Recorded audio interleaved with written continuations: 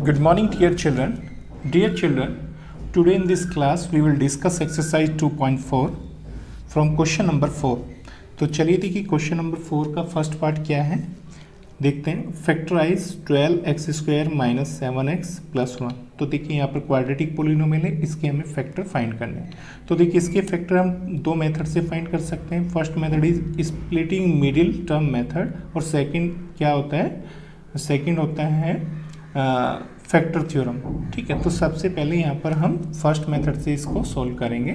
तो इसमें हम सबसे पहले पोलिनोमियल को लिख लेते हैं 12x² माइनस 7x प्लस 1. ठीक है, तो देखिए इसमें हम क्या करते हैं, सबसे पहले देखिए इस पोलिनोमियल में लीडिंग कोफिशिएंट क्या है 12, लीडिंग कोफिशिएंट क्या है 12 और कांस्टेंट टर्म क्या है 1. ठीक है, तो हम क्या करेंगे इसमें, सबसे पहले हम क्या करेंगे लीडिंग कोफिशिएंट और कांस्टेंट टर्म दोनों की मल्टीप्लाई करेंगे. तो 12 की मल्टीप्लाई करेंगे 1 में तो कितना आ जाएगा, 12 1 जा 12. तो हमारे पास क्या आ जाएगा 12. अब हमें क्या करना है, 12 के हमें 2 फैक्टर करने हैं. 12 के हमें 2 फैक्टर करने हैं, दोनों का सम देखिए यहाँ पर प्लस साइन है तो दोनों का सम चेक करेंगे. दोनों का सम कितना होना चाहिए, 7 होना चाहिए. 12 के 2 फैक्टर करने, दोनों का सम कितना होना चाहिए 7. कितना होना चाहिए 7. तो देखिए 12 के फैक्टर क्या हो सकते हैं 1 इंटू 12, दो फैक्टर 1 इंटू 12 हो सकते हैं, लेकिन दोनों का सम कितना होगा 13, तो इसको हम नहीं लेंगे.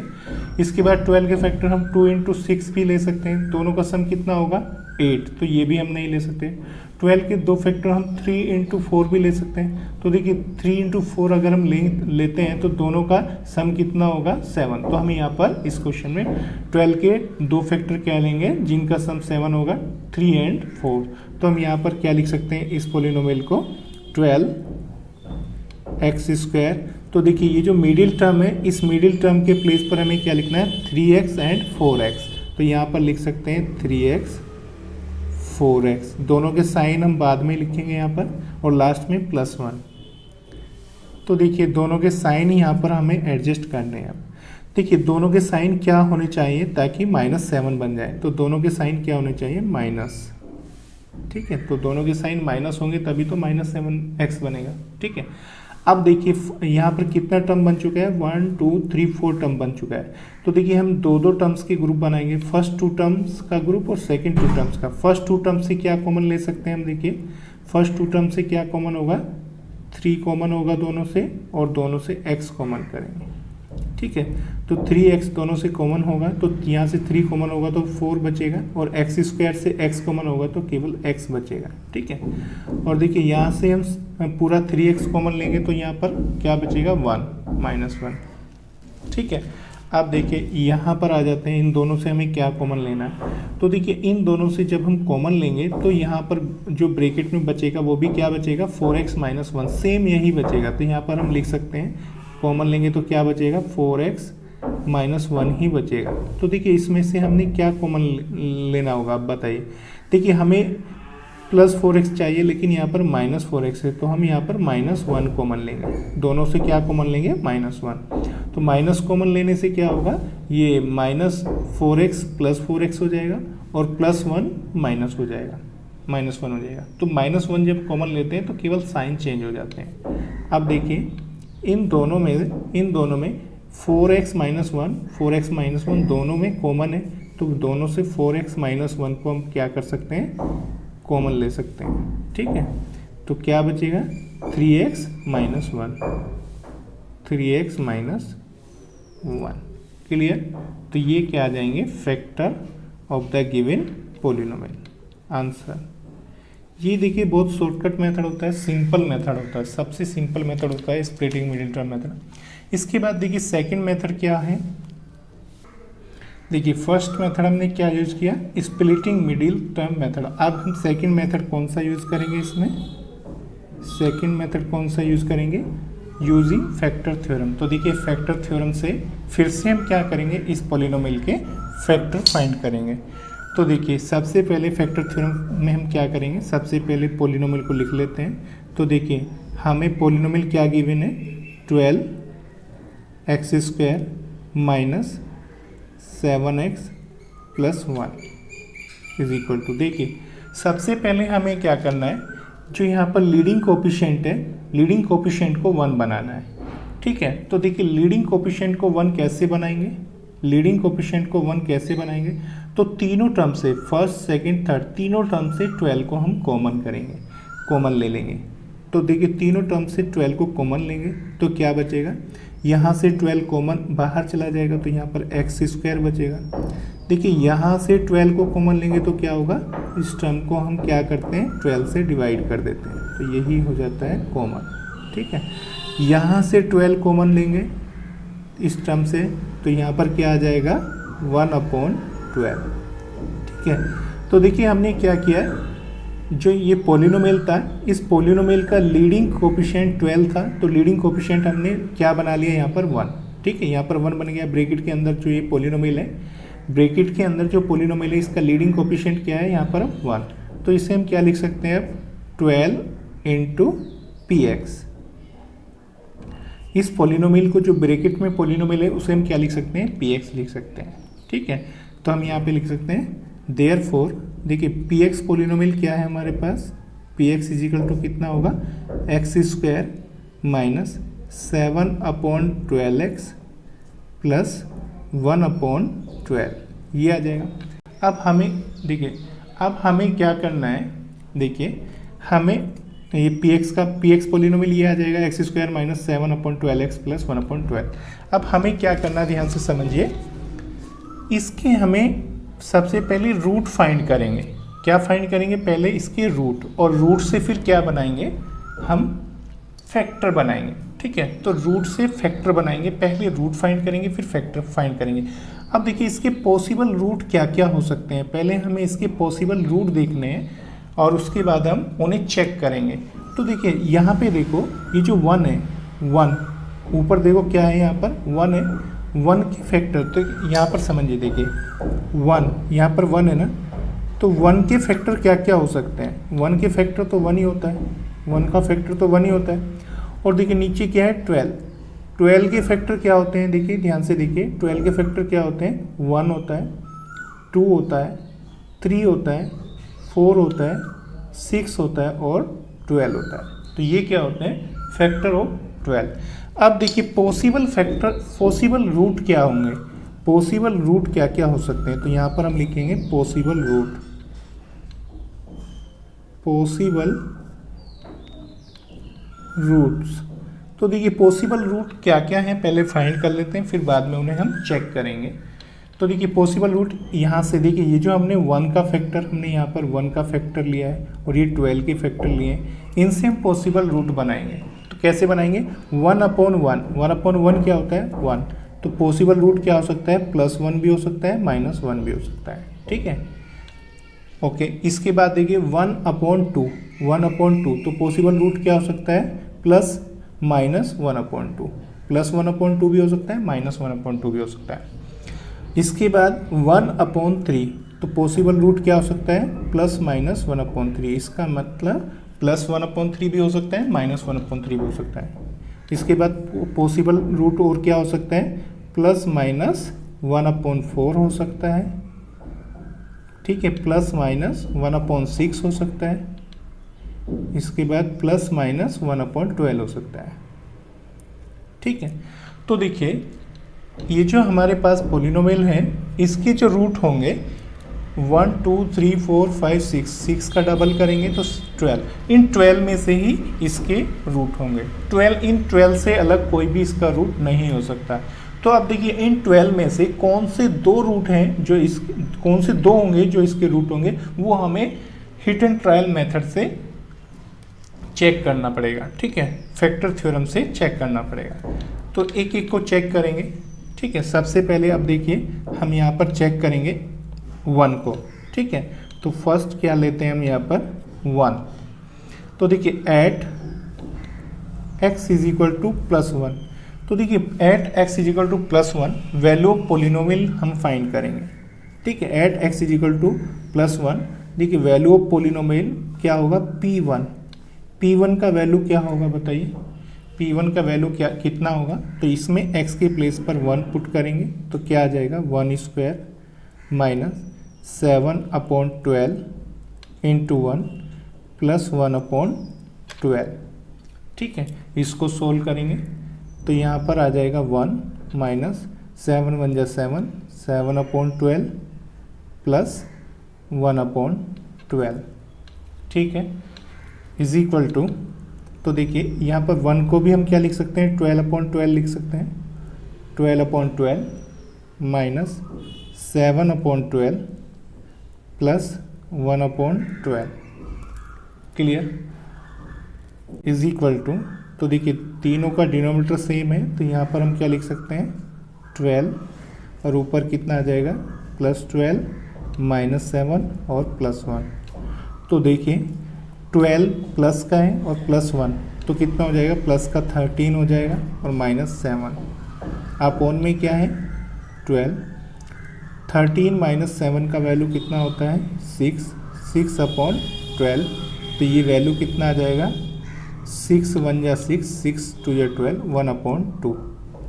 तो देखिए हमें एट x = 1, तो P1 का वैल्यू हमें क्या मिला 1/2।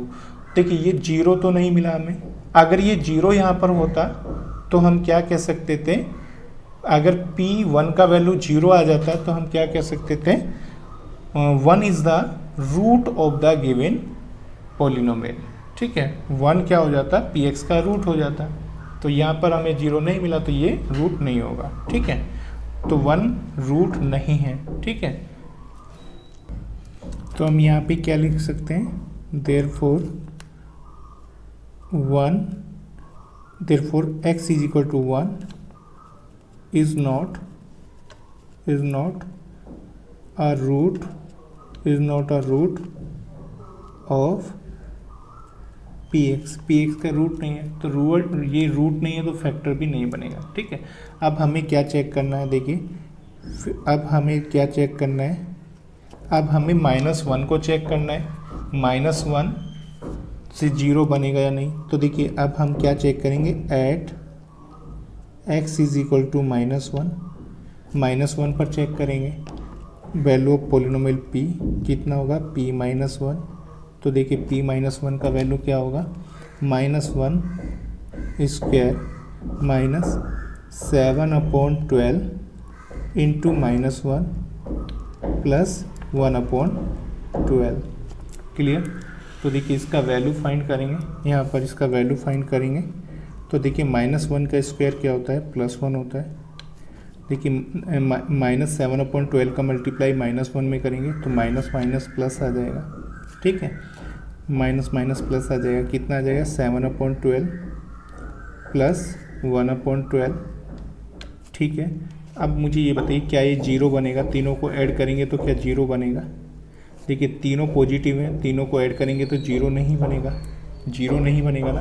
तो हम यहाँ पर इसको सोल्व करने की ज़रूरत नहीं है, हम डायरेक्ट लिख सकते हैं since value polynomial p at -1 is not equal to 0, 0 नहीं है ना, तो ये 0 नहीं है तो हम क्या लिख सकते हैं, therefore x = -1, x = -1 is not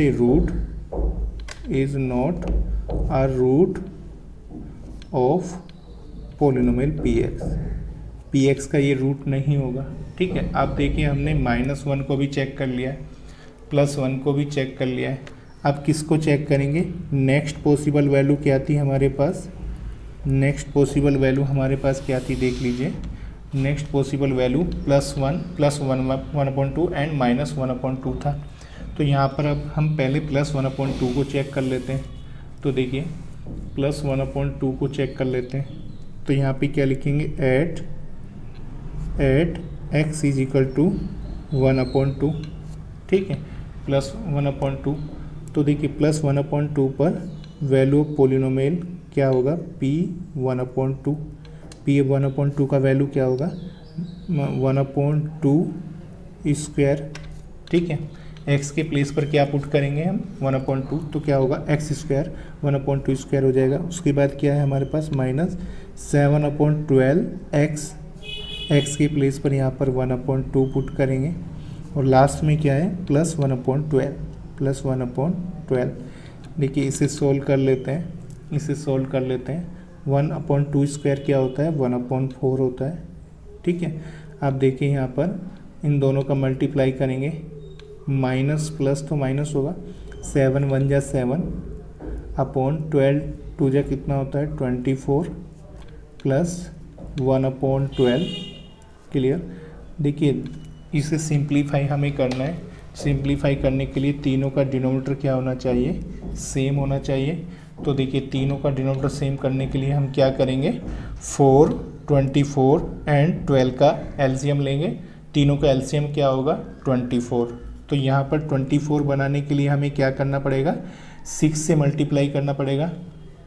तो हम इसे क्या लिख सकते हैं, ऊपर 6 से मल्टीप्लाई करेंगे 6 1 जा 6 और नीचे 6 से मल्टीप्लाई करेंगे 6 4 जा 24 माइनस यहाँ पर ऑलरेडी 24 है तो इसे एज इट इज़ लिख लेंगे यहाँ पर, प्लस यहाँ पर 24 बनाने के लिए 2 से मल्टीप्लाई करना पड़ेगा। तो हम क्या लिखेंगे, ऊपर भी 2 से मल्टीप्लाई करेंगे 2 1 जा 2 और नीचे 2 का मल्टीप्लाई करेंगे 24।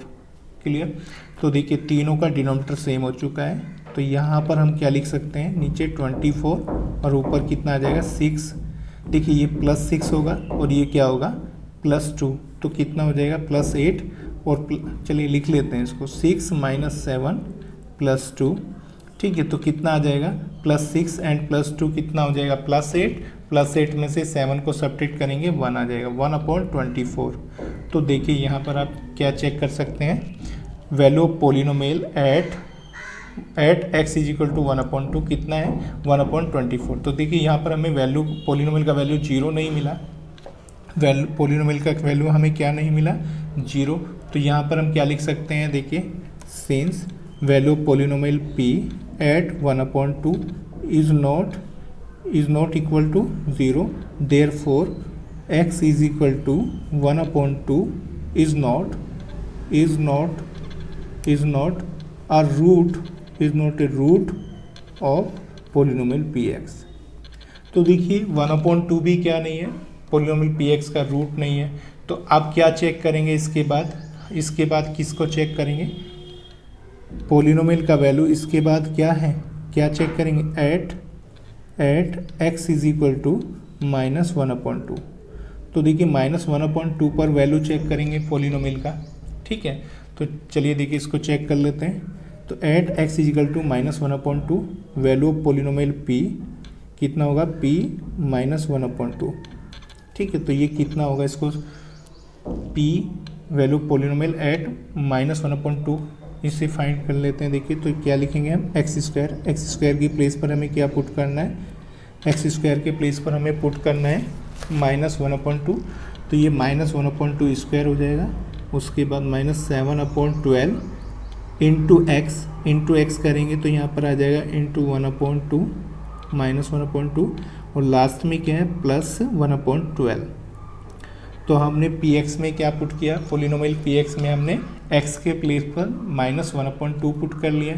अब देखो यहाँ पर -1/2 का स्क्वायर क्या होगा, माइनस का स्क्वायर प्लस हो जाता है, 1/2 का स्क्वायर 1/4।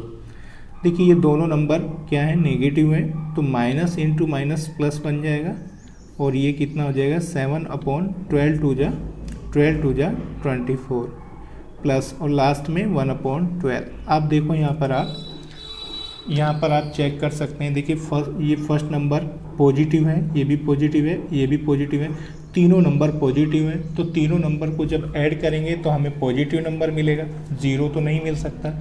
जब हम 3 पॉजिटिव नंबर को ऐड करते हैं तो कभी भी जीरो नहीं बनता। ठीक है, जीरो नहीं बनेगा। तो क्या कर सकते हैं, देखिए यहाँ पर हम since value of polynomial p at -1/2 is not equal to 0, zero नहीं है ना, ये जीरो नहीं होगा। Therefore x is equal to -1/2, therefore x is equal to -1/2 is not a root of px। तो देखिए हमें पोलिनोमियल का कोई भी अभी तक रूट नहीं मिला है। ठीक है, अभी तक हमें कोई भी रूट नहीं मिला है। इसके बाद हम क्या करेंगे, फिर से हम चेक करेंगे फिर से चेक करेंगे। जब तक हम चेक करते रहेंगे जब तक हमें दो रूट नहीं मिलेंगे। ठीक है, देखिए at x is equal to 1/3। अब देखिए 1/3 पर वैल्यू ऑफ पॉलिनोमियल चेक करते हैं, p 1/3। देखिए value of polynomial at x is equal to 1/3 क्या होगा, x के प्लेस पर 1/3 पुट करेंगे तो क्या हो जाएगा 1/3 स्क्वायर माइनस 7/12x। तो हम लिख सकते हैं 7/12। x के प्लेस पर हम यहाँ पर 1/3 पुट कर सकते हैं और प्लस 1/12। क्लियर। तो देखिए 1/3 का स्क्वायर क्या होता है 1/9 माइनस, तो इसको क्या लिख सकते हैं हम 7/12 3 जा 36 plus 1/12। Clear, is equal to, तो क्या करेंगे तीनों के डिनोमिनेटर यहाँ पर हमें सेम करने, तीनों के डिनोमिनेटर सेम करने के लिए हम क्या करेंगे यहाँ पर तीनों का एलसीएम यहाँ पर लेंगे। एलसीएम क्या होगा 9, 36 एंड 12, तो तीनों का एलसीएम कितना होगा 36। तो यहाँ पर 36 बनाने के लिए 4 से मल्टीप्लाई करना पड़ेगा, 4 1 जा 4, 4 9 जा 36 माइनस, इसे तो एज इट इज़ हम यहाँ पर लिखेंगे और इसे क्या लिख सकते हैं, देखिए यहाँ पर 36 बनाने के लिए किससे मल्टीप्लाई करेंगे 3 से, तो 3 से ऊपर करेंगे 3 1 जा 3 और 3 से नीचे करेंगे 36। तो देखिए तीनों के डिनोमिनेटर सेम हो जाएंगे, तो हम यहाँ पे क्या लिख सकते हैं 36 और ऊपर क्या होगा 4 माइनस 7 प्लस 3। क्लियर। तो देखिए +4 एंड +3 कितना हो जाएगा +7 एंड -7 अपॉन 36। तो देखिए 7 माइनस 7 का वैल्यू 0 होता है, 0 को 36 से डिवाइड करते हैं तो कितना आता है 0। ठीक है, तो देखिए हमारे पास वैल्यू ऑफ पॉलिनोमियल एट 1/3 कितना आ जाएगा 0 आ जाएगा। तो हम यहाँ पर क्या कह सकते हैं, देखिए यहाँ पर क्या कह सकते हैं, since value of polynomial at 1/3 is equal to क्या है 0 है, 0 है, तो क्या लिख सकते हैं देयरफॉर। तो फैक्टर कैसे बनाएंगे, फैक्टर कैसे बनाएंगे, therefore x minus 1/3, therefore x minus 1/3 is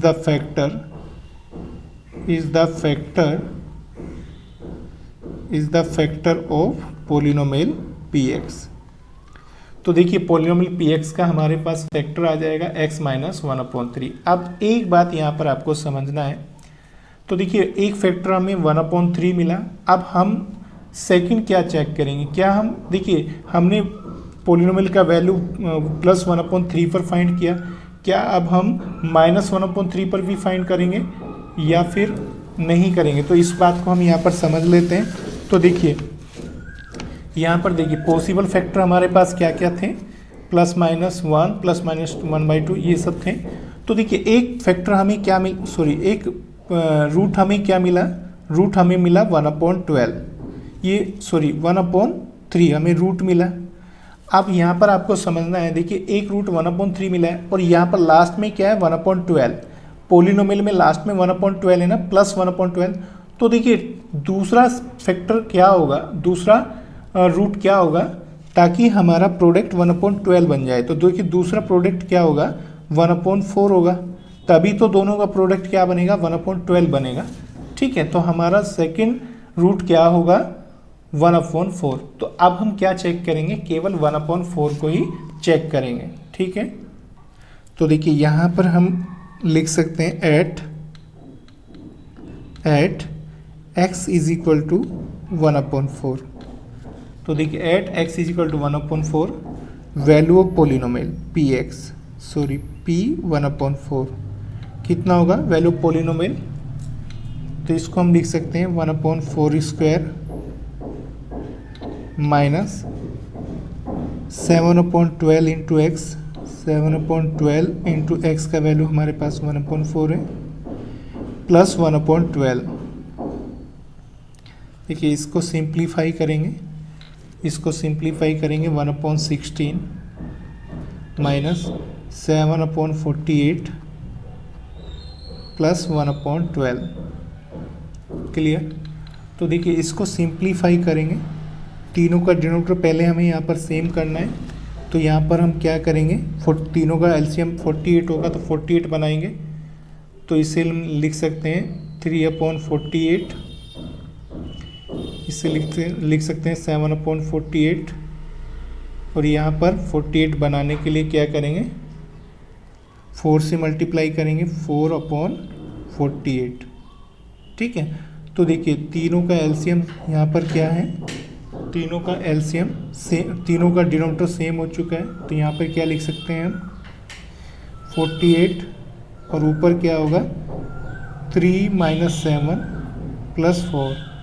तो देखिए +3 एंड +4 कितना हो जाएगा, +7, +7 से -7 कैंसिल हो जाएगा तो ऊपर 0 बन जाएगा। 0.48 का वैल्यू क्या आ जाएगा, 0। तो देखिए पोलिनोमियल का वैल्यू हमें 1/4 पर भी हमें क्या मिल चुका है, 0। तो देखिए तो हम यहाँ पर क्या कह सकते हैं, 1/4 is the root of the given polynomial. 1/4 क्या है, रूट है। तो रूट से हम फैक्टर कैसे बनाते हैं, देखिए यहाँ पर क्या लिखेंगे, सिंस पोलिनोमियल p एट 1/4 क्या है, 0 है। देयरफॉर देखिए 1/4 को हम क्या कह सकते हैं, रूट ऑफ द पोलिनोमियल। ठीक है। और रूट से हम क्या फैक्टर कैसे बनाते हैं, देयरफॉर x - 1/4, x - 1/4 इज